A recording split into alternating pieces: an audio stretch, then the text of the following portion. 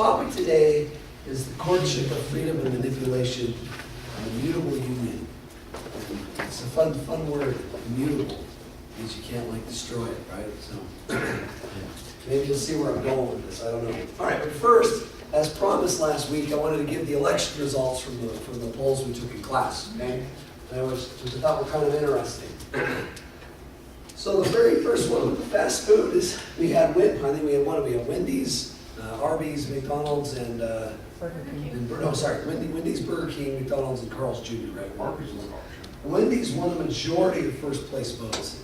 I think I left my folder up in my office, so I don't know the exact number, but it was something like, I think like 19 out of 34. It was really, really high. And so, because it won a straight majority on it, it automatically wins the plurality, runoff, pair, cones, Courtship, and ranked pairs method, just by virtue of winning that. While winning a majority doesn't necessarily guarantee in general, it did turn out that Wendy's also won the board account as well. So Wendy's pretty much won in a landslide across the board. However, McDonald's still took the electoral college. So, anyway, that's I really want to get into the electoral college at one point and talk about that a little bit more, but not today. But anyway, all right.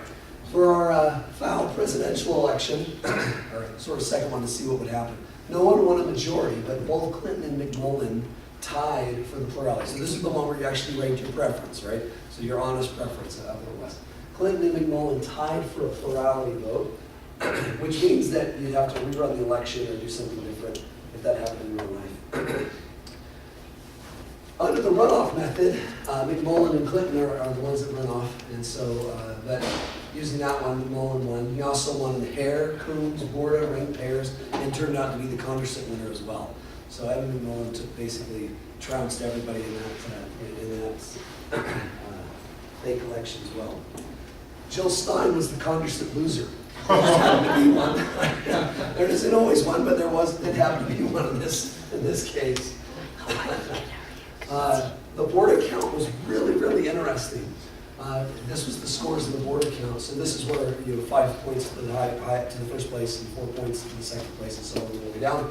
Stein had 71, Clinton 85, Trump 87, which is curious. So even though Clinton and McMullen tied for plurality, Trump actually still outscored her a little bit. It's a little higher. But look at how close Johnson and McMullen were on the board account. I thought that was really curious. I was really hoping with how much McMullen had, this was the last one I computed, with how much McMullen had already won, I was really hoping that somebody would pull something. And I calculated his last and beat by 1 point.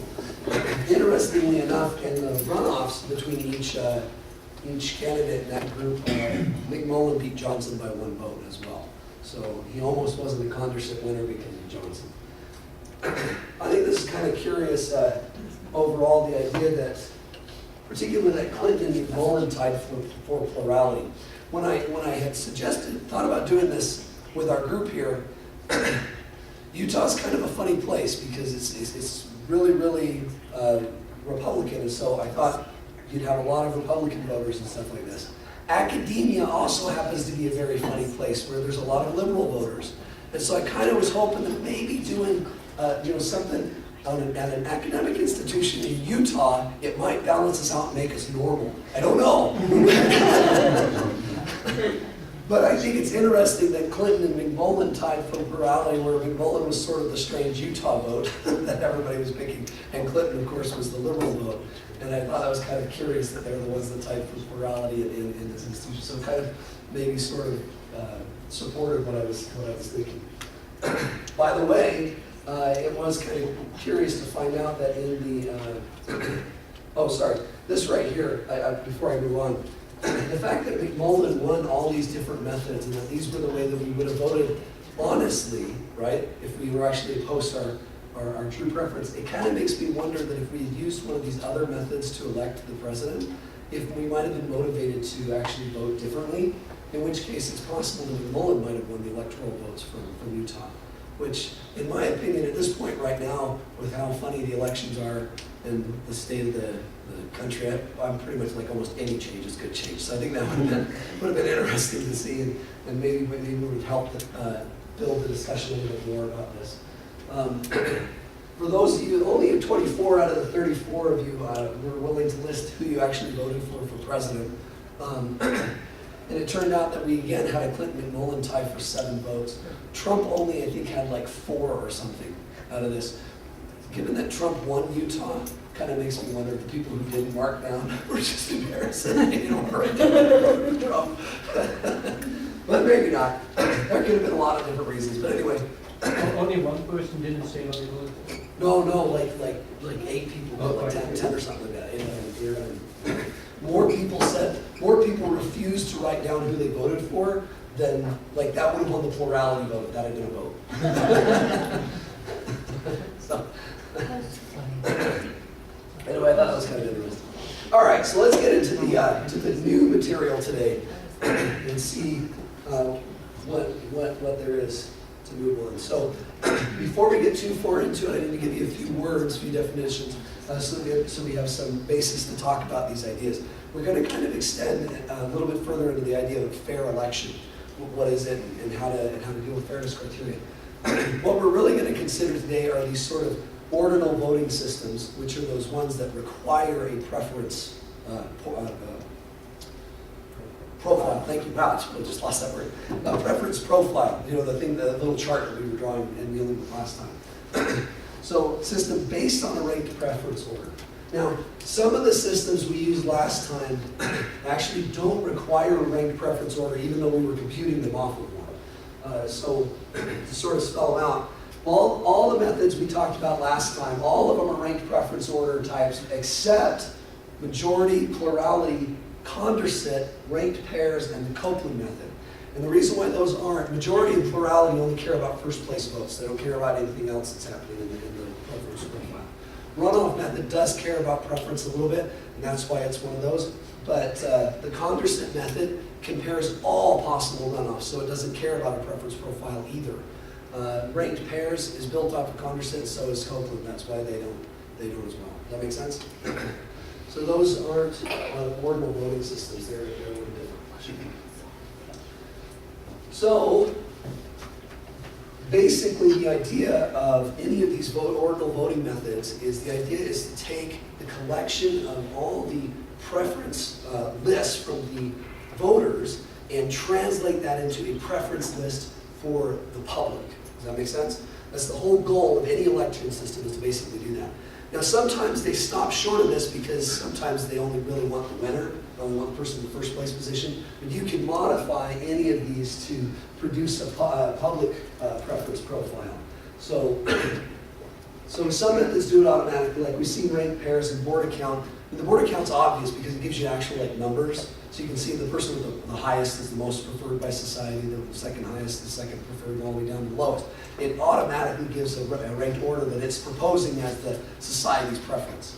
Ranked pairs does this too. That's the one that actually builds it off of like the strength of victory in the runoffs. Remember that? Okay. So those automatically produce preference profiles, but it turns out that the other ones, plurality does too, but in a funny way. So in plurality, the way it determines preference is just by how many first place votes you get. So you can actually rank that. Even though we usually only pick the winner, you could say, I guess if we're using plurality vote on the popular vote, Clinton was first, then Trump, then the other 9 candidates or whatever. You can get them in order of how many first place votes they got. But any ordinal system can be modified to not just select the winner, but to actually go through and find the whole thing. For example, one way you could do it is you could take the entire preference profile, select the winner, then throw that guy out of the group and retain the remainder of the preference profile and run it again. The winner of that one's sort of the second place guy, and so on. I mean, there's always a way that you can work this around so that you can produce a preference profile list of the public itself, given the profile from all the individual voters. So that's kind of the idea that we're going to talk about. So when we talk about some of the ideas we'll have here, it's going to depend on how people are ordered in society. So each election, so there's the main ideas. Each election system is producing a method that's translating individual preferences into society preferences. Does that make sense? And determining the fair, like what things should happen when you make this translation is what creates these fairness criteria. And then we can find out which election systems actually behave that way, and then determine if maybe there's one that is totally fair, that satisfies all the things that we think are desirable. So that's where we're going with this. So they all produce it differently. Which one is right? Now, I kind of want to take a slight tangent here about this, right? So we talk about free and fair elections all the time in democracy, right? I was actually trying to look for verbiage of this in the actual Constitution. I don't think this phrase actually occurs. But we certainly talk about wanting free and fair elections all the time. Now, the funny thing is that when the sort of modern popular rhetoric about this rests around more like people illegally cheating and trying to vote more than once or something like that, or using a false ID, voting when they're not supposed to, all this kind of stuff. You hear all these things all the time. That's the kind of thing people are saying, oh, the election's not fair because this stuff is going on. Well, the ironic thing is that half the time the things they propose to try to solve those things actually reduce how free the election is. And so you kind of get this sort of catch-22 going back and forth of which one's more important, the fact that it's free or fair or whatever. But I don't really want to comment on that because I think all of them are asking all the wrong questions. The question isn't about, I mean, sure, you should be worried about people making illegal choices and stuff like that, but I think it happens so infrequently that that's not the most important question. The important question is whether or not the system we use itself is fair. Okay? If it's not correctly representing the public's voice, then our election system is unfair. In which case we have an unfair election in that regard. Does that make sense? So if you can show that your election system is unfairly representing what the people's voice is, then you have just cause to claim that you're not having free and fair elections.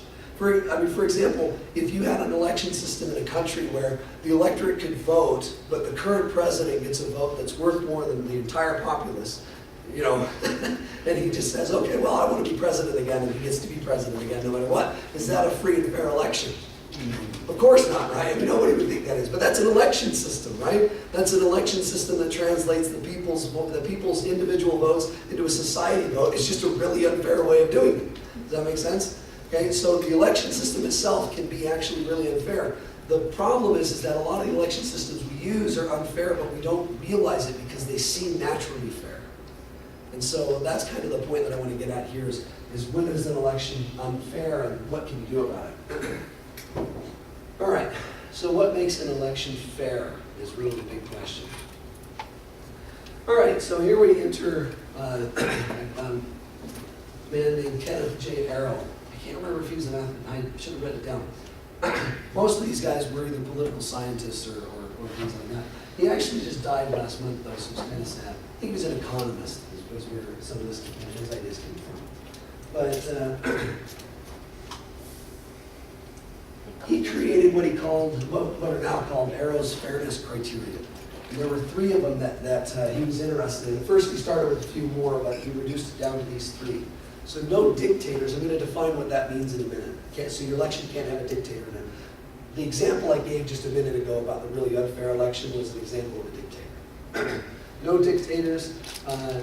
Independence of irrelevant alternatives, which is a funny mouthful, but I'll describe what that means in a minute. Independence of irrelevant alternatives. And unanimity. Oh, I can't even say it. But we'll talk about what these 3 things mean. So no dictators. The idea is that no single voter should have the power to unilaterally determine the outcome of the election. So the example I gave, that dictator could choose whatever he wanted.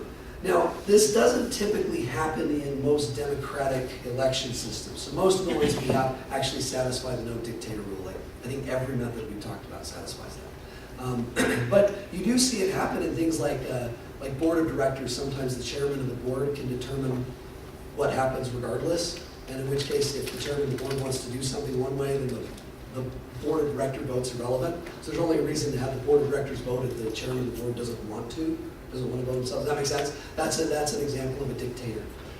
So, but there's actually a couple of different pieces of definitions that are here that I'm only going to mention in passing because they're useful for proving some of the stuff about it, but I'm not actually going to go through the proofs in detail because we're on time. The notion of a pivotal, some of this will be important for next talk too, though, so I'm going to define it now. A pivotal voter for candidates A and B is a voter who can change the relative ordering of A and B in the sort of societal preference by changing his relative order. So if he chooses to put, so if, say society has A over B, you know, the preference is from A over B, and so is this guy, he's got A over B. If he can swap his preference to B over A and change society's preference to B over A, he's a pivotal voter for that pair. Does that make sense? Okay. And this can happen sometimes. You can definitely see it if you have a really close race. There may be several pivotal voters. It happens quite frequently when you have a small voting populace. It's a lot less frequent when you have a large voting populace. But that's the idea. You have a pivotal voter. An extremely pivotal voter for a single candidate is a voter who's pivotal for any pair that involves that candidate. Does that make sense? All right. So, and then of course, then the next step is to say what a local dictator is. So if you have a specific election, not an election system, a specific election that's been run with some system or whatever, a local dictator is someone who can dictate the vote for that election. Does that make sense? Which is a circumstantial kind of thing.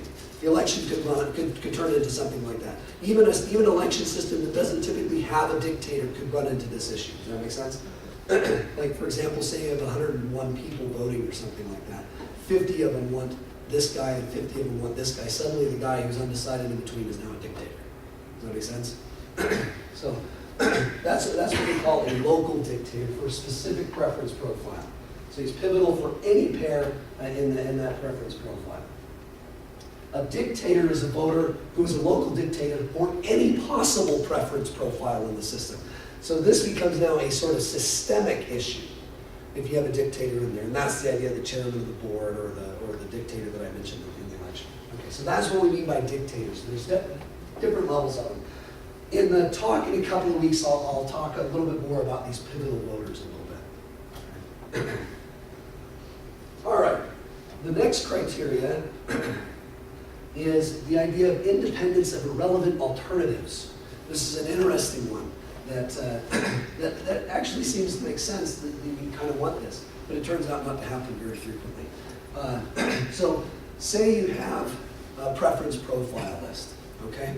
And the electorate says that once you run the system, it says that the society's preference is that A is preferred to B, okay? Now say some of the voters decide to change their preferences or whatever. Say we're allowed to do that or whatever. So they change their preferences around, but they never change their relative positioning of A and B. So if they already preferred B to A, they keep B over A. If they already preferred A to B, they keep A over B. So they never change that relative ordering, but they can move them up and down in their preferences. Does that make sense? Okay. If nobody changes the relative ordering of those guys, is it possible for the election system to flip it at some point? You would think it shouldn't, and that's the idea of independence of irrelevant alternatives. If your system satisfies the idea that if your electorate only changes things other than the relative ordering of A and B, it should not change the overall preference of A compared to B. It turns out, though, that several election methods can actually screw with this. You can keep the relative orderings the same, but society's preference can change. It's really weird, but you can see why this would be a sort of desirable fairness criterion, right? If I'm not messing with who I like better between those two, but I'm messing with the other guys, it shouldn't change who society thinks about these two. Is Border one of the ones that does that? Border is one of the ones that does this, yeah. All right. So that kind of just explains it. Society prefers A to B, group of voters shuffle their preferences, but they never change their preference on A and B. Can the new election say that society now prefers B to A? If it can't, if under no circumstances will it change it, then it satisfies the independence of the relative alternatives. But if it can change it, then it doesn't. All right. The third one is the notion of unanimity. This is the idea that if every voter prefers A to B, the election cannot say that B is preferred to A. Right? If every single voter prefers A to B, whatever election system you have can't produce a societal preference of B to A. This one should be really, I mean, really clearly there's something that should be desired, right? If everybody agrees on it, then we definitely shouldn't have something to say there. All right. Now, there are other fairness criteria that Arrow first studied before he started investigating this a little bit. But he was eventually able to reduce some of these down to just the notion of unanimity. But the other ones that he had thought about were the notions of monotonicity and non-imposition. Monotonicity is the idea that if one of the voters changes the preference list by moving candidate X higher, then the societal preference either moves X higher or leaves it alone. Does that make sense? So, in other words, it would fail this criteria if you could increase your support for a candidate and it would decrease the overall support for that candidate. Does that make sense? You wouldn't want that to happen in the voting system. All right? All right, so in other words, no candidate's overall standing should be hindered by someone improving their rating for that candidate. Non-imposition is the idea that every possible preference list should be achievable by the electorate.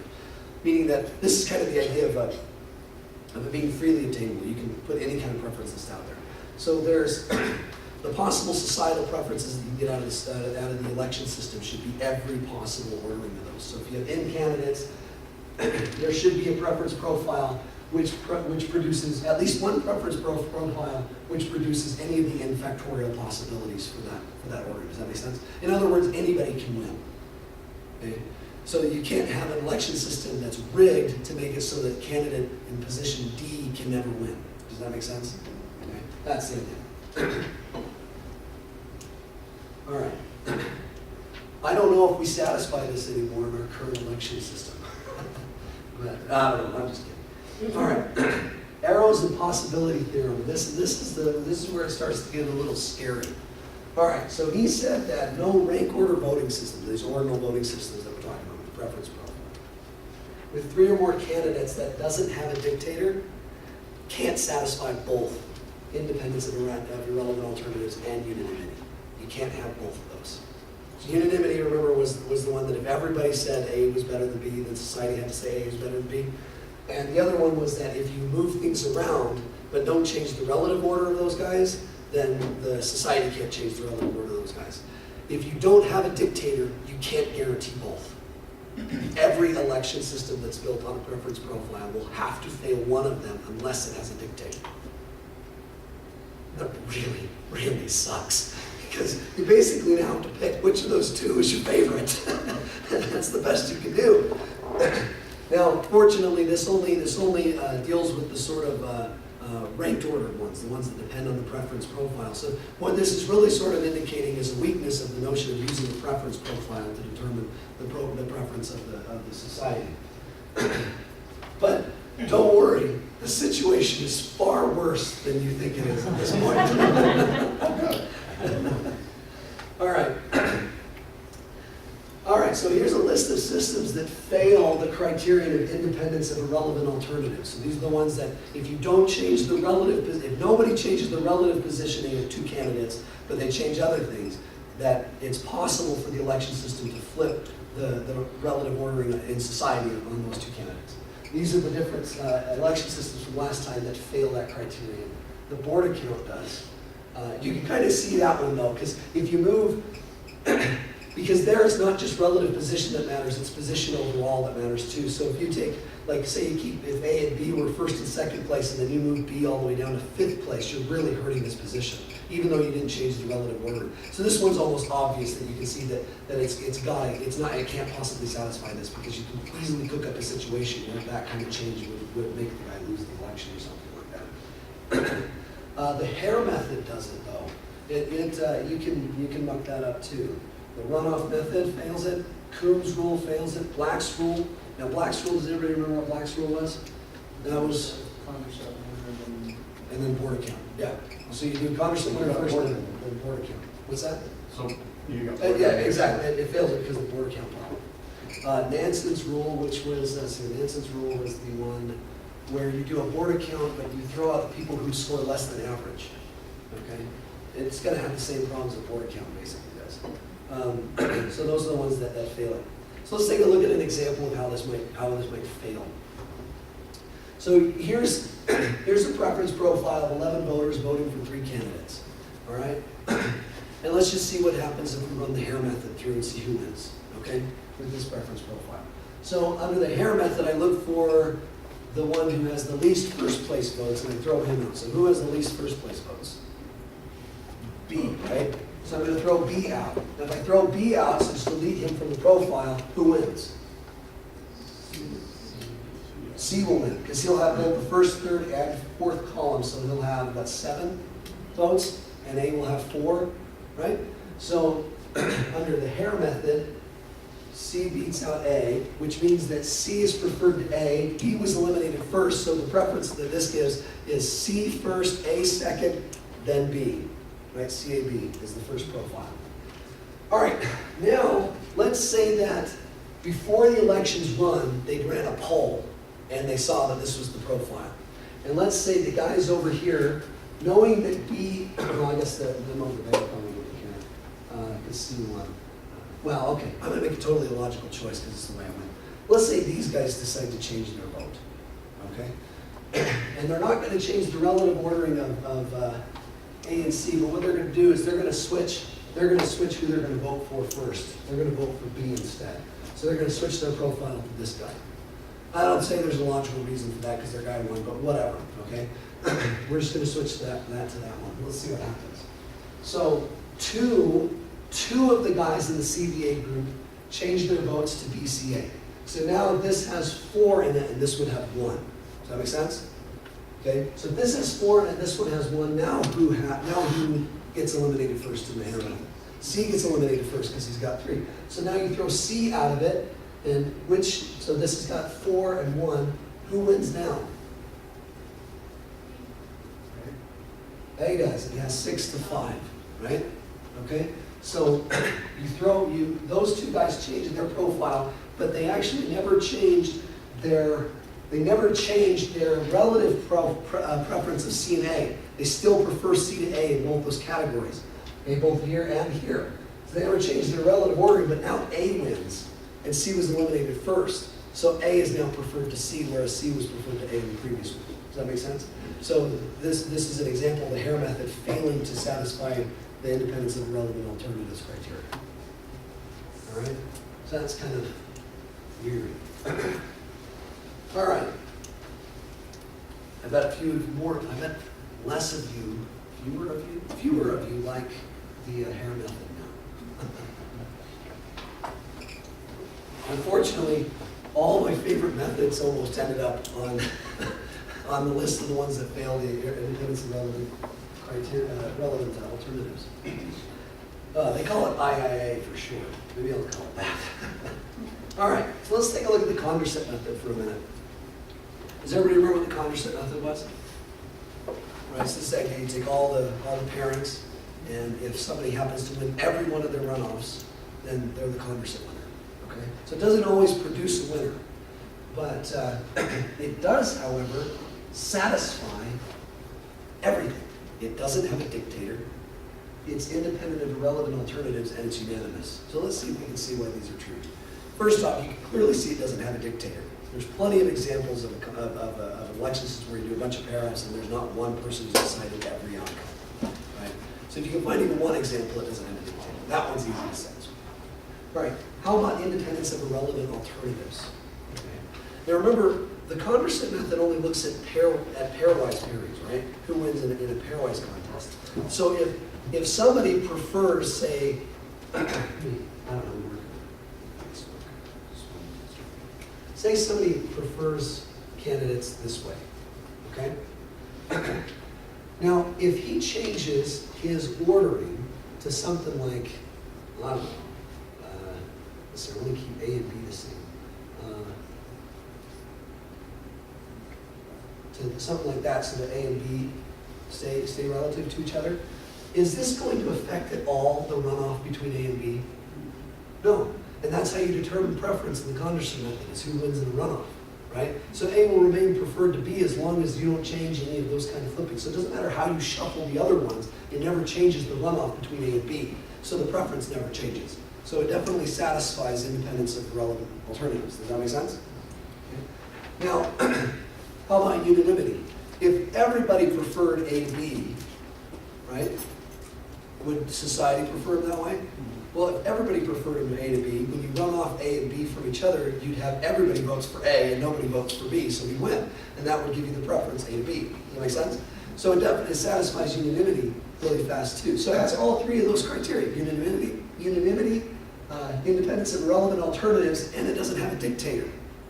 That's pretty cool, but I thought Arrow's theorem just said you can't do that. So, did I just find a counterexample, or does this actually not contradict Arrow's impossibility theorem?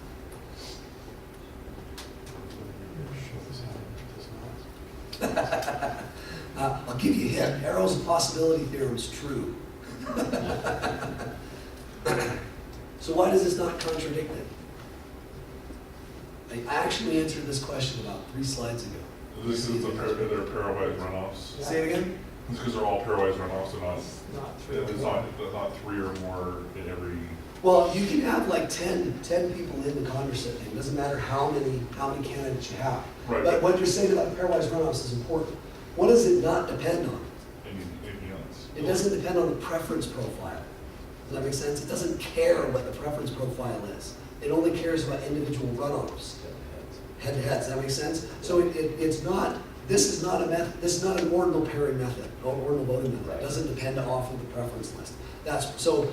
Essentially, Arrow's impossibility theorem just doesn't apply to it because it doesn't satisfy the hypothesis. Does that make sense? Arrow's impossibility theorem only referred to the sort of preference profile list. Now, we can compute the Courtship winner from the preference profile, but the way we do it is to sort of deconstruct it into pairwise runoffs, right? You don't have to do this though. You can do a Courtship check on a ballot by simply just listing all the pairwise runoffs and having somebody pick a candidate in each pair. Does that make sense? You don't have to know what the preference is. The person doesn't even have to know what their preference list is. Does that make sense? And you can still do this check. In fact, I'm kind of starting to come more and more around that maybe that's the right way to do it. However many candidates you have, you list them all pairwise and have people just select who in the pair they want and just compare all those pairwise runoffs. You get the Courtship winner, and then you can use the Copeland method, which gives everybody a point if they win the runoff and lose a point if they lose the runoff and stuff, and just add up scores. I think that's, I'm beginning to kind of come around to that idea, because I think it's easy to implement, and it would be easy to understand. Like nobody would be confused by any wonky math. They would know they're just deciding who they pick in a runoff. So it'd be easy, it's easy to understand, easy for the public to digest, and it happens to have some really robust qualities. I think that might actually not be a half bad way to do it. All right, I did tell you that things are going to get worse though before they get better. I guess in this case it got a little bit better before it's going to get worse, because the Courtship method still is pretty cool. But anyway, all right. So enter these 2 guys. They're both still alive. They work at I think Mark Satterthwaite is at the University of I want to say Kentucky, and this guy's at the University of Michigan. I think I'm wrong about Marks. But anyway, they came up with sort of a extension of Arrow's impossibility theorem. They sort of built on it a little bit. What they noticed is that all of these fairness criteria are basically intended to keep people from strategically voting, right? So if, like, say I notice a poll, and I have this preference profile poll. I notice this poll, and I know my voting system fails independence and relevant alternatives. And I find out that my guy can't win, but that my second choice is also not going to win. However, if I flip my vote around a little bit, even if I don't change my individual preference between who I really like and who I really don't like, I might be able to bolster that preference. I might be motivated to do that, right? So if I had an election system that was incapable of that, it would stop that type of strategic voting, which would force people to vote honestly. Which, if you really want to get the will of the people, you need the people to vote honestly. Does that make sense? It's the very first thing you need. Otherwise, you can't determine what the will of the people is accurately. All right? the problem is that all these voting systems are susceptible to manipulation, where people will be like, well, I can't get what I want, so I'm going to try to screw over the other guy so I can at least get what I kind of second want, right? You know what I mean? Which they don't realize that at the same time they're kind of screwing over everybody else in the electorate, because they're manipulating what the electorate was trying to say. Does that make sense? So if you wanted to find a method where this was impossible, you start thinking of fairness criterion as really a way to prevent strategic voting. And I think that was the point of view that these two guys looked at. So they looked at a set of slightly different criteria. They're kind of the same, and then they found an interesting result about it. So the criteria they used was, they still don't want any dictators, okay? They address unanimity, but they phrase it a little bit differently. And then they introduced this new criteria called strategy proof, or non-manipulable, okay? And then this other idea of Pareto efficiency, which I'll mention in a minute. So to explain these in a little bit more detail, the no dictators is exactly like before. However, the unanimity is reworded like this. If A is ranked first by every voter, then A wins. It turns out that's all you actually need to require to get what you want. So if A is ranked first, then he wins. Strategy proof. A system is strategy proof if a voter can never improve the chances of his or her favorite candidate by strategic voting. That is, a voter will always attain the best result by ranking the candidates according to his or her true preferences. There's a pretty broad condition, but basically the idea is, under no circumstances can you manipulate the election. All right, so if you can find a system that was strategy proof, nothing you could do would change, nothing you could lie about could change the way the will of the people vote. Okay? All right. Pareto efficiency is an interesting quality. It was designed by this guy named Alfredo Pareto, which I think is like the coolest name I think I've ever heard in a lot. And If you like Alfredo. he was Italian. So anyway, what Pareto efficiency says is that a preference profile is Pareto efficient if, so say you have a preference profile, if no other way that you allocate the votes, so if people change their votes around in the preference profile, the only way that it can make one candidate perform better is to make another candidate perform worse. That's Pareto efficient. Okay? So it doesn't say you can't change, you can't manipulate your vote, move somebody up or up. It just means that you can't move somebody up and everybody else stays the same. Does that make sense? Somebody has to go down. There has to be slack somewhere. This is, in some ways, if you really think about it, this is kind of an obvious requirement to make on an election system, because you only have so many votes to go around, right? So depending on how you move it, it's necessarily going to screw somebody over to make somebody else better. So this is kind of almost obvious, but this was the sort of mathematical way to phrase that requirement. You need that in order to prove their theorem. So, all right. So once you have those criteria, you get to what I think is probably the saddest theorem in mathematics I've ever read. And it's the gibbard-satterthwaite theorem. So suppose you have 3 or more candidates, okay? And your election system requires that each voter is to have a full preference list, no ties allowed. So if somebody's in a preference list, they say, well, I think B and C are about the same. They have to order them, even if they do it arbitrarily. So everybody has to be ordered. If the system's unanimous and strategy proof and satisfies the Pareto efficiency, it has a dictator. So the only way to have a completely fair election is to have a completely unfree election. Does that make sense? There's no other way to do it. I got into this thinking that, hey, it'd be really cool if we could find one that nobody can manipulate. And this is what I came up with, and when I ran into, and I'm like, this is the most disappointing moment in my mathematical career. And there's really nothing you can do. And elections are just, it's not that the elections are rigged here. The elections are rigged everywhere. There's nothing you can do. No matter what, you can manipulate the vote, is basically the idea. If you're going to have a free election, it can't be strategy proof. So an election unanimity, the Pareto efficiency, those are kind of obvious ones that most of these election systems satisfy. So where the election systems fail is in the strategy proof criteria. So essentially what this ends up doing in practice is it says that every election system that doesn't have a dictator is subject to strategic voting. Does that make sense? In other words, people can manipulate the vote to get a better outcome than what they would have gotten otherwise. Which really makes it hard to get people to give a honest profile, which is why everybody votes Republican and Democrat, because you're manipulating the vote. It's not what people really believe, but it's what you've got to do in order to make sure that what you don't want to have happen happens. You know what I mean? Does that make sense? So, anyway. So now you know that you're not just being stupid, but that's the math of the situation. There's nothing you can do about it. Now, one thing that, there is one maybe shining light behind all this, and it's something that Kenneth Arrow said when in light of his Arrow's impossibility theorem, it was, you know, really kind of gloomy. These are like I said, the worst theorems you could ever come across. And he said that what it really is that most systems don't work badly all the time.